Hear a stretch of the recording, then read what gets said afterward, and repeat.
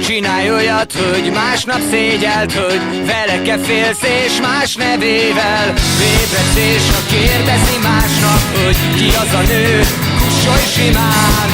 Csinálj olyat, hogy dicsérnek érte, hogy ne húzd le addig, amíg más meg nem nézte, és csak azt kíván meg, amit más is megkíván.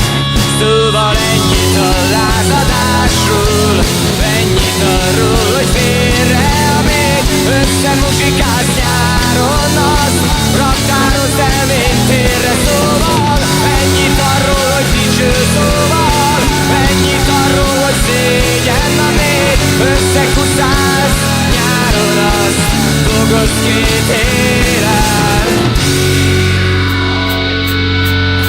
Azt mondta neki, még nem volt úgy, mint velem, hogy nem csak szex, hanem hogy érzelem, hogy szívek találkoztak, és hogy őt nekem szánta az ég, mondom hiába.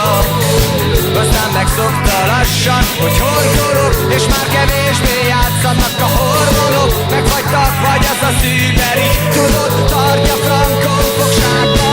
Szóval ennyit a lázadásról, ennyit arról, hogy fél